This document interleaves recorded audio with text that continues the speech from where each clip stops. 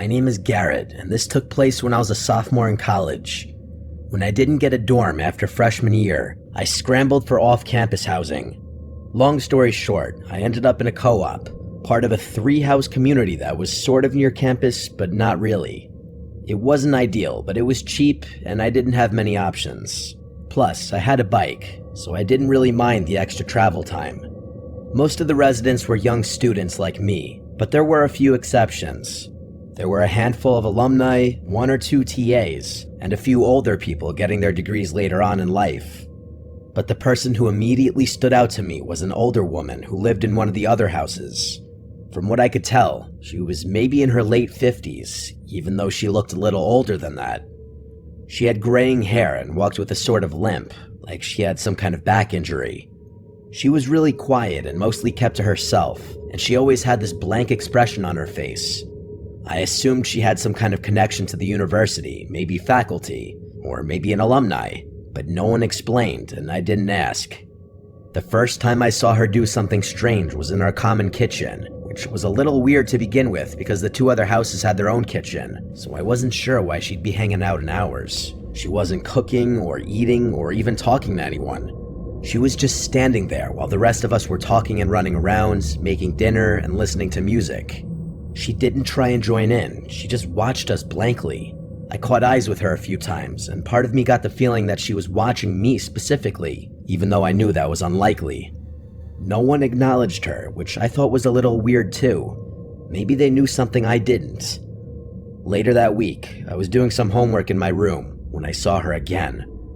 I glanced out my bedroom window, and there she was, staring up at me. As if that wasn't strange enough by itself, she wasn't even on the sidewalk, but rather in the middle of the street. It was getting late, and it was decently cold too, so she must have been freezing out there.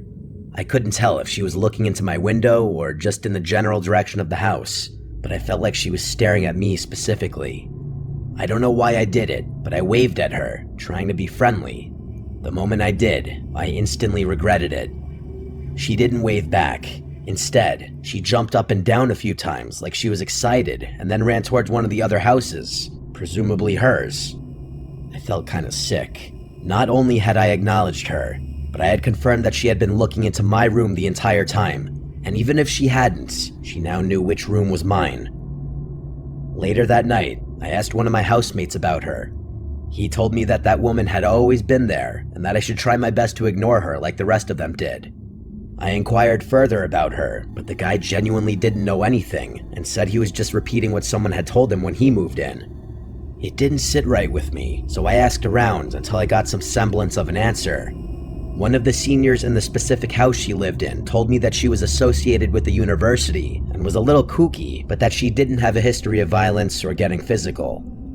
I asked him why no one found that as strange as I did, and he told me that they really couldn't control who lived there, as that decision was up to the property manager. I wasn't fully satisfied with that answer, but there was nothing I could do, so I tried to just block her out of my mind. But then it got worse. One night, I walked out of my room and nearly ran into her.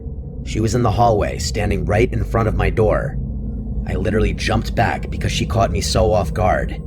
It was past midnight on like a Tuesday, so the house was mostly dead. She didn't say anything when she saw me. She barely even reacted. Instead, she just turned and walked away as if I were the one who had intruded on her. I'm not going to go into every little detail, but there were several more occurrences like that one where I caught her either snooping somewhere where she had no business being, or doing something she had no business doing. At some point, I lost my room key. All 3 houses had once been part of the same hotel, so all the rooms had personal locks and keys. It was a co-op, so most people just left their doors unlocked, but I was someone who couldn't sleep comfortably knowing someone could just walk into my room, so losing my key was a big deal. Everyone had a spare, including me, but I was pissed because I'd have to go make a copy of the key, and that was an extra annoyance I couldn't afford at the time. A few nights later, I woke up randomly in the night. I wasn't sure why at first, but then I heard it. There was a soft bumping coming from my closet every 20 seconds or so. It sounded like something shifting behind the door, like something was moving inside of my closet. I'm not one to scare easily, and I'm definitely not one to be helpless in a dangerous situation, so I was going to deal with this myself. I quietly got out of bed and took a deep breath. I slowly walked over to the closet, trying to keep my breathing under control. My heart was racing. In one fluid motion, I ripped the closet door open and screamed like a crazy person.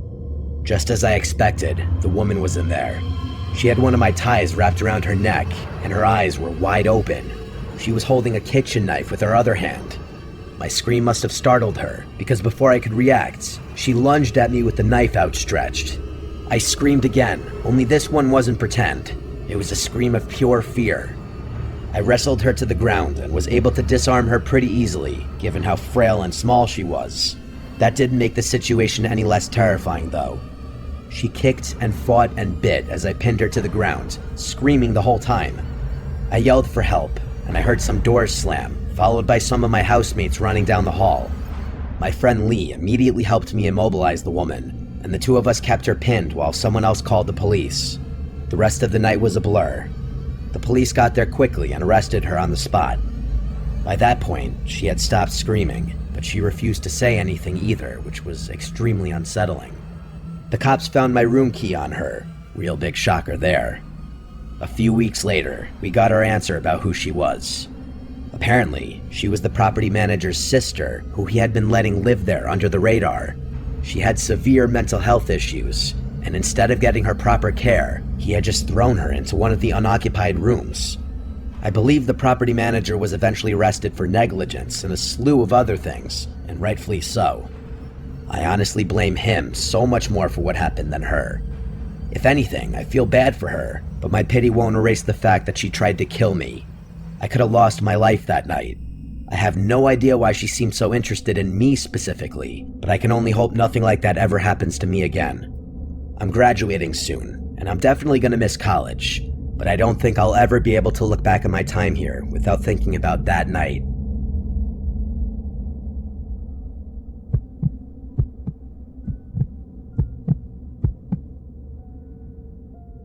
This isn't really my story, but I essentially watched the whole thing happen, so I'm telling it anyway. I've lived in a modest 2-story home with my husband Benjamin for the better part of 20 years now. All of our kids are out living their own lives, and I couldn't be prouder. What I'm about to tell you happened last year. Someone had just moved into the house across the street, which was really nice because I was getting sick of looking out at a vacant house all the time. I'm retired, so I spend a lot of time on my front porch, knitting, reading, enjoying the weather with my husband, you name it. I also listen to a lot of true crime podcasts out there, and sometimes I'll just play music.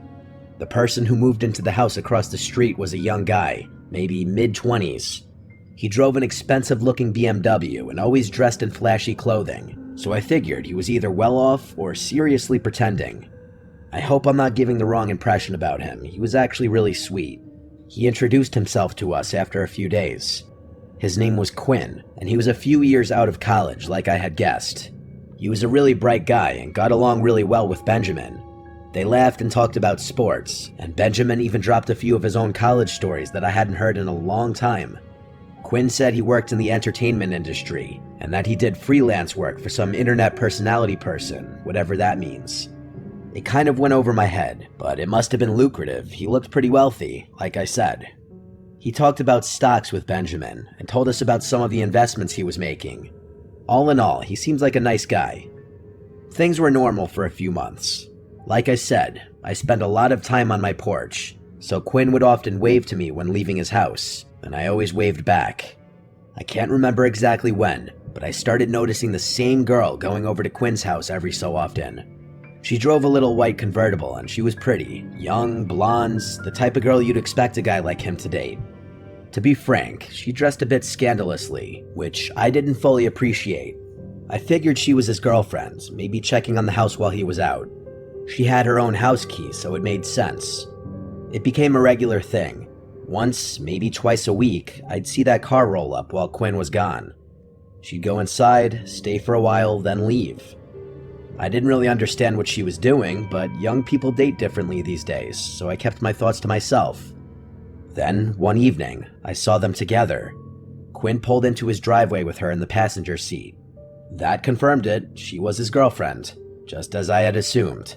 But shortly after that day, things started getting tense. At least, that's what it seemed like. One afternoon, I was out tending to my little garden when I heard shouting from across the street. Quinn and the girl were standing in the driveway yelling at each other. I couldn't catch what they were arguing about, but I didn't need to. She kept throwing her hands in the air, practically spitting her words at him. It looked like she was going to strike him. Eventually, she got in the car, slammed the door, and tore off down the road. Quinn shook his head and went back inside. I don't even think he noticed me. I figured it was a lover's spat. Every couple fights, and it wasn't my place to butt in where I was unwelcome. But then I saw that girl's car in front of his house again when he wasn't home. Not once, not twice, but multiple times. I told Benjamin, and he said it was rude to pry and that I should just leave the poor boy alone, which I agreed with. But then came the night everything went sideways. Benjamin and I were asleep when we woke up to sirens blaring outside. We rushed outside, joining the handful of neighbors who had come out to see what was going on. Quinn's house was swarming. Police cars, an ambulance, the whole nine. We watched as the cops emerged from his house with that girl in handcuffs. She didn't struggle or scream, just accepted what was going on and stared ahead with a blank expression. We saw Quinn being rushed outside on a stretcher. He was a bloody mess, and I gasped at the sight. We didn't see him for a week after that. I was worried sick. When he finally came back, Benjamin and I walked over to check on him. He let us in without hesitation and told us everything. Apparently, that girl, her name was Ellie, had confessed to everything, making things easy for the police. For starters, she wasn't supposed to have his house key. She had stolen his spare and made a copy without him knowing. According to him, she started asking him for things. Fancy dinners, jewelry, expensive trips.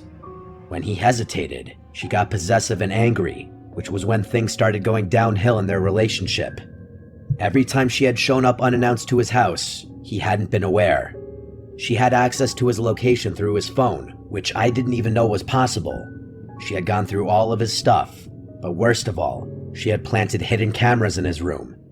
Every time she went back to his house when he wasn't there, she was replacing the camera batteries and making sure they were still working. The argument between them that I overheard was Quinn's attempt at breaking up with her. She refused, and Quinn reluctantly agreed to go on a break. Ellie had seen everything through the cameras, and the next night, she went to his house with a knife.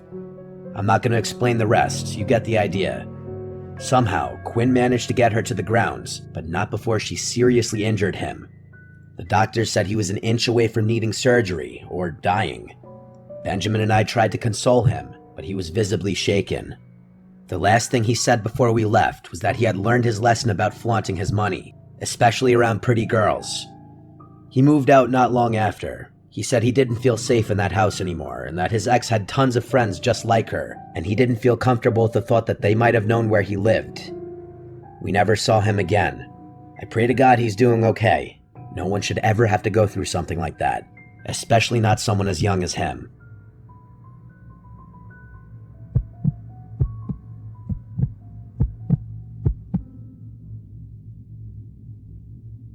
When I moved into my new place, I was just looking for a fresh start.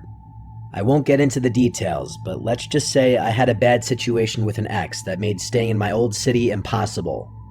I ran into some money early in life and made some bad decisions about the kind of women I surrounded myself with. Lesson learned. The neighborhood I moved to is really nice. Low crime, quiet, mostly families. The houses here are really spaced out, which was partially what drew me there. But for some reason, the property next to mine is much closer in proximity than most of the other properties are to each other. And by the way, that house next door is huge. When I first saw it, I thought I could easily fit a family of 10. That's honestly what I assumed at first, that a big family lived there, grandparents and everything. But I could not have been more wrong. Even though I try to be low-key, I wasn't going to be a rude neighbor. I took it upon myself to introduce myself to everyone in the neighborhood. For whatever reason, I decided to introduce myself to my next-door neighbors last. I couldn't tell you why.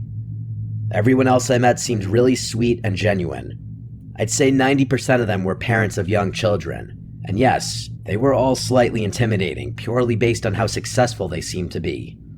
I wasn't too sure how a younger guy like myself would easily blend into a community like that, but that was more of a personal concern.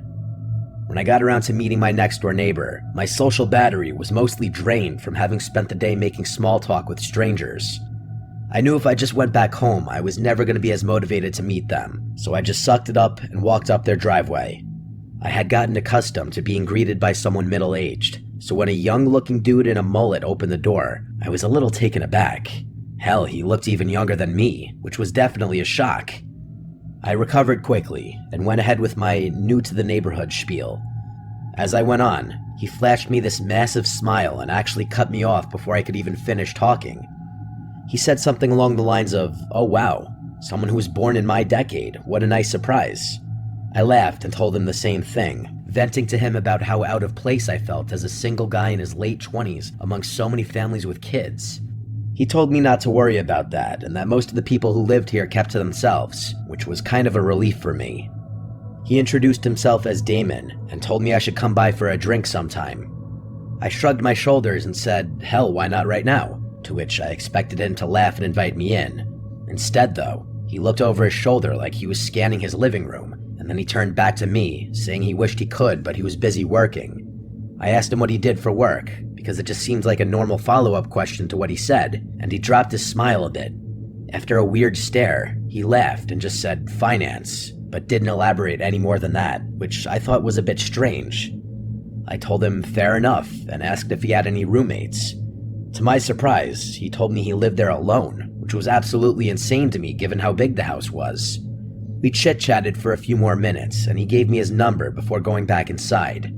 I was excited that someone my age lived here, especially because he seemed like a really chill guy, but I couldn't get over how odd it was for someone like that to live all alone. And yeah, I know I was essentially doing the same thing, but you have to keep in mind my house wasn't even half the size of his. Anyway, I went back home and got on with my life. That was about 6 months ago. For a few weeks after that, nothing eventful really happened. I texted Damon a few days after he gave me his number to try and set something up, but he'd always complain about how busy he was and how sorry he was that we couldn't hang out. Eventually, I gave up with him. Not in a hostile way, just in a you do you kind of way. I'm definitely not the type of person to bend over backwards for someone who seems disinterested. I never saw anyone coming or going from Damon's place. No visitors, no parties, no girls, nothing. He never even got takeout delivered, which was strange to me because his car was always in the driveway. I genuinely didn't know what he ate because I literally never saw him leave the house. The guy lived like a ghost. I work from home, and the office in my house is on the 3rd floor, which overlooks Damon's property, if you're wondering how I knew so much about his living habits. I know it sounds obsessive and a little creepy, but his house was also just a glance away from my monitor, so I couldn't help but look over from time to time. One night, it was a Wednesday night, I remember that distinctly, I woke up around 2 a.m. to the sound of loud music. I sleep with my windows open, so that's probably how I woke up so easily. At first, I thought I was imagining it, or it was part of a really vivid dream I was having, but I was wrong. I got out of bed and peeked out my window, and there they were, 7 or so cars lined up in Damon's driveway. There was no mistaking it, he was having a party. Now, don't get me wrong, I'm not the type to complain about some noise.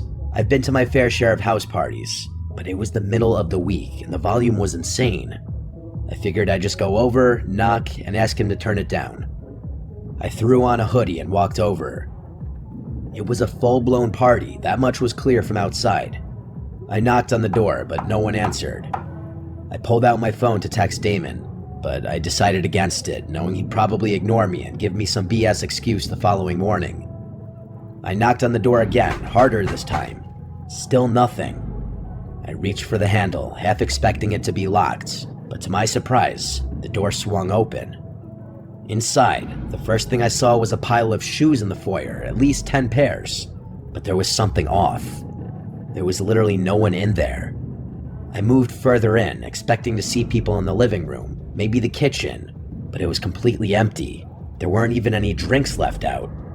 I could hear people over the music that was playing in the background though, which I didn't understand. But then I really listened to it, and everything hit me all at once. It wasn't even music, really. It was a recording, a literal recording of people laughing, yelling, clinking glasses. The whole party was fake. All of it. But that didn't make sense to me. It still didn't explain the shoes or the cars. There were people in that house, that much was certain. I should have turned around right then, but I needed to know what was going on. I moved discreetly around the house until I saw a door that was slightly ajar. I gently pushed it open and it led down to the basement. I'm not sure how I knew, but something told me what I was looking for was downstairs. It was dark down those stairs, with the exception of a very faint light coming from somewhere I couldn't see. There was no reason to go down there, I knew that, but I did it anyway. I got to the bottom of the stairs and looked around. The light was coming from another door somewhere deeper in the basement. I crept towards it, and as I got closer, I started to pick up on another noise I hadn't been able to hear earlier over the music. It sounded almost mechanical. It was this heavy, rhythmic grinding, like heavy machinery or a buzzsaw or something. I got a little closer, close enough to see through the crack. There were 3 people standing in there, looking across the room at something that was out of view. They were all older-looking guys, significantly older than Damon. They were wearing heavy-duty work clothes and had on these protective goggles and thick rubber gloves. I also realized they were wearing what looked like work boots, even though I had seen all those other shoes upstairs. Under different circumstances, I would have assumed that they were construction workers. I really wanted to see what they were looking at, but it was too far out of view. After a few seconds of me just standing there, I started to pick up on this awful bleach smell, or some kind of cleaning solution. That's what did it for me. I started to feel this awful pit in my stomach, like my life was in danger. I can't explain it. I turned to leave, trying to be as quiet as possible. As I was finding my way back to the stairs, the light from behind me suddenly dimmed, like someone had shut the door behind me. I didn't actually hear the door over the music, but I felt it. I sprinted up the stairs as fast as I could. I ran through the house and burst out the front door. I didn't run directly to my house. I jumped my own fence and made it to the backyard. I slipped in through my side door, locking it behind me. My chest was pounding, but under no circumstances could I let Damon or any of those other guys know it was me who had been snooping around. I gathered myself and went up to my office, making sure all the lights up there were off. I crouched down below the window and peeked over at Damon's house. There was no one there. But then, a few minutes later, the front door flew open and like 8 guys poured out, scanning the yard, the driveway, the street, but Damon wasn't with them. I could tell because everyone looked older, like those first guys I had seen. A few of them looked like they were arguing about something, but I couldn't make out what they were saying. One of the men actually shoved one of the other ones, and I thought they were about to start fighting in the street, but they didn't. Eventually, they all went back inside, and the music stopped soon after that. I stood at the window, trying to make sense of what had just happened. I thought about calling the cops, but what would I even say? The music wasn't playing anymore, and there was no real crime I could actually report. The thing I couldn't understand was how none of my other neighbors had a problem with the loud music, especially since most of them had children. I figured if they hadn't been able to hear it and I called the police, Damon would know it was me. And the shoes, I had no idea what that was about either. The people I had seen were all wearing boots. So did they bring extra pairs of shoes just to leave in the foyer? I had too many questions and I didn't know what to do, so I just went to bed. The next morning, I woke up and looked out my bedroom window. Every single car was gone, including Damon's. I went upstairs to try and get some work done, but I couldn't concentrate and found myself looking over at Damon's house every 5 seconds. After a few hours of his car not being there, I decided to go for a walk, partly to clear my head, but mostly to take some low-key glances through his windows. Nothing, though. Days passed and Damon still didn't return, or his car didn't at least. I was baffled with every passing day. I still couldn't figure out how my other neighbors had been able to sleep through all the noises that night, so I just straight up asked them. I went to a few houses and asked them if they had heard the party he had a few nights ago. No one knew what I was talking about, even after I told them which house it was coming from and how late it was. I thought I was going crazy. That was a few months ago now. The crazy thing is Damon still hasn't returned, and it's clear no one is maintaining his house, as the grass is starting to get really long, and there's an untouched pile of packages leaning against his front door. I don't know what to make of this. It could be nothing, but I feel like no one would go to such lengths to disguise what they were doing with a fake party unless it was something illegal. But would people going to such lengths really forget something as important as locking the front door? Maybe that's what those guys had been arguing about. I really have no idea, and the fact that none of my other neighbors seemed bothered by it makes me think I'm involved in some huge conspiracy or something. I know I'm just being paranoid, but I just have so many unanswered questions. When Damon returns, if he ever does, I'm debating whether or not I should just go and straight up ask him,